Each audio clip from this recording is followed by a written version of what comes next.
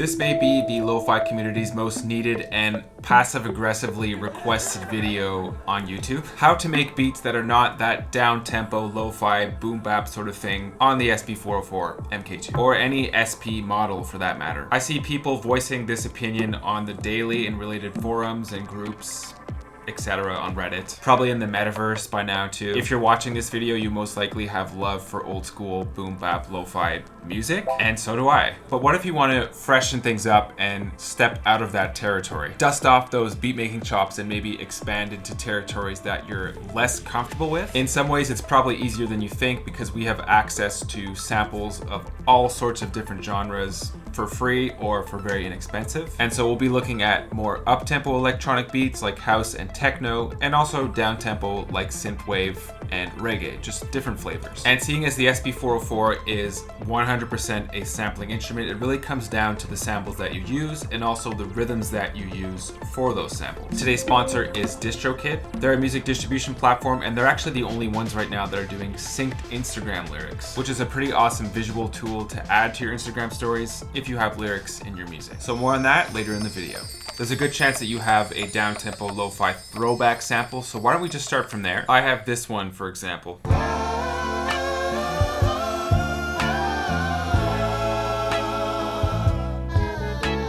So the most obvious thing we could do here is just speed up the sample. So we'll bring this up to a faster tempo, maybe like 120-ish. I don't know the exact tempo. Pitch it up.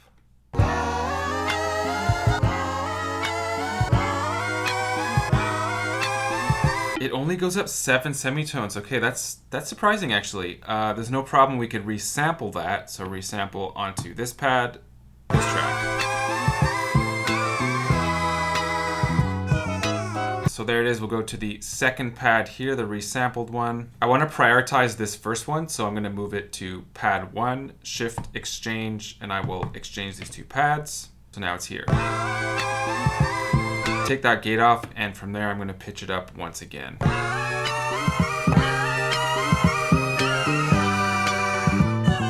That should be good. I'm surprised that you can't go up like by 12 semitones. That's surprising. From there we'll go shift chop. I'm going to chop up this sample, auto mark. So we're chopping it into 8 pieces. Let's see what we get from that.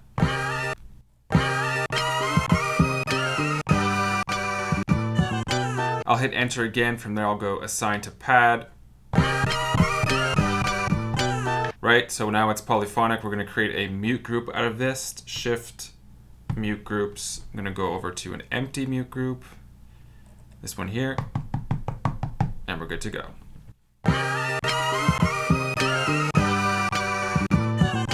I've got my drums down here, so we could audition something maybe with a 4 on the floor kick. Drums are feeling a bit loud in comparison to the sample, so we're going to go pitch speed, drop this down to like, I don't know, maybe 80.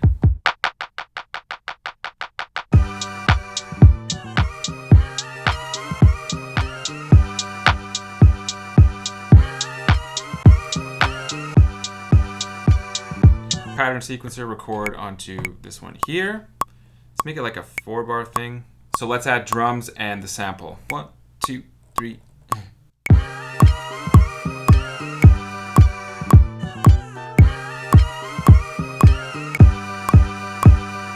Next thing, I'm going to audition my top drums.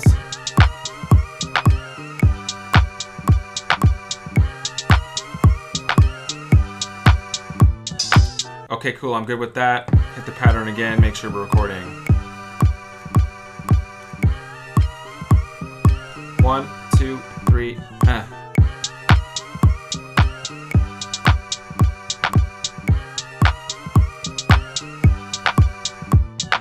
Let's try adding some effects to that. Maybe something on the master effects. My go-to is 303 Vinyl Sim. It's already there.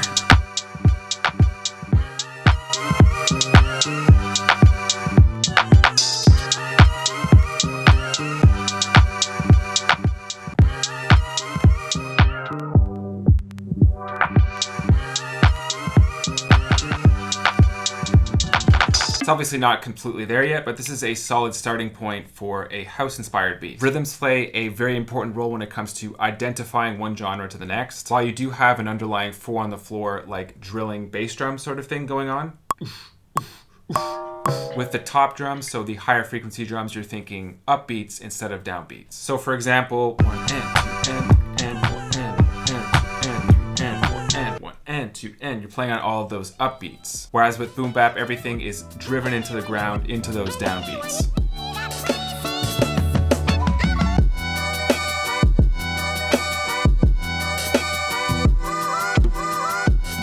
Let's step into the techno realm, and with this example I have this very weird, like, top techno-y sounding thing.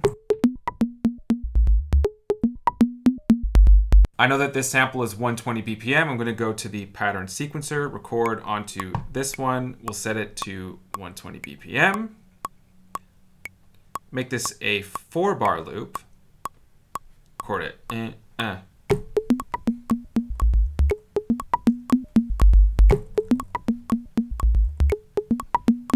That's it.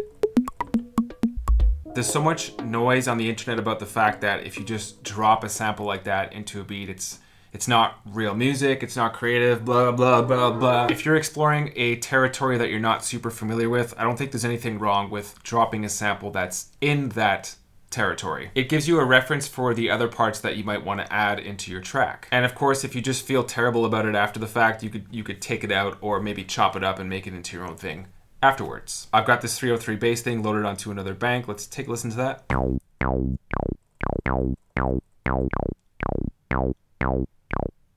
So I will chop this one up as well.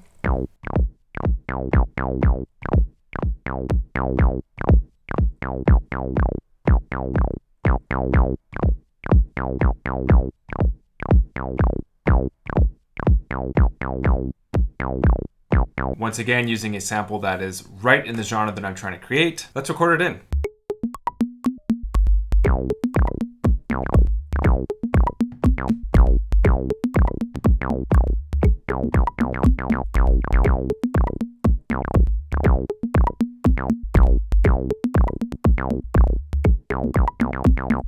I love that.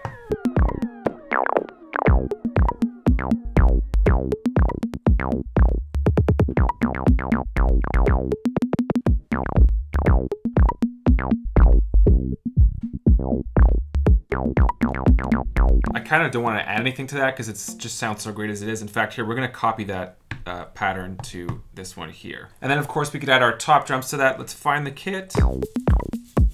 Make sure we're on rehearsal mode.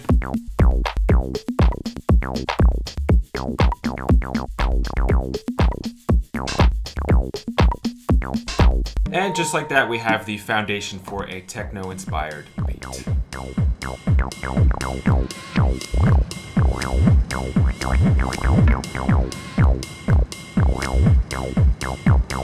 With the two last examples that we just went through, the sounds didn't differ that much, but there's a few styles that are very clearly defined by the sound of the drums. So Synthwave is a perfect example of this. When I hear Lin drums, I think Synthwave or Vaporwave.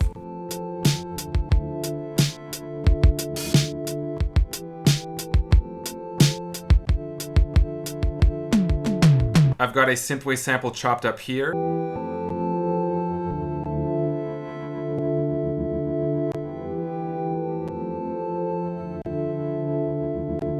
And the first thing I'll do is add Juno chorus over top of this. So I'm going to go to the Master Effects, go over to Juno chorus, wherever it is. Juno chorus, there it is. Noise, let's give it lots of noise. Full balance, maybe not that much noise. Right away it sounds weird on the drums, so I'm actually going to hit remain and take the effects off of the drums.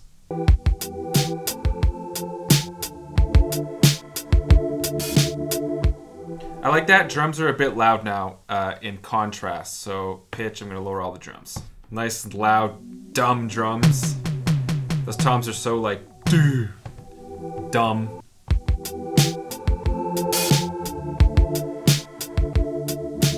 That's one thing I'll say about the MK2 actually. I love it. I like the workflow. The only thing that's difficult for me is mixing. If you're using the pattern sequencer and making full-on tracks, I find it difficult sometimes to get a nice clean mix. Like, you really have to work it. Something to notice from a sampling standpoint, rhythmically, Synthwave is actually not so much different from lo-fi boom bap styles of music. As I mentioned earlier, the emphasis is on the downbeat, right? So 1, 2, 3, 4, 1, 2, 3, 4, 1, 2, 3, 4. It's really the sounds, which are obviously drastically different than lo-fi, that are changing it up at this point.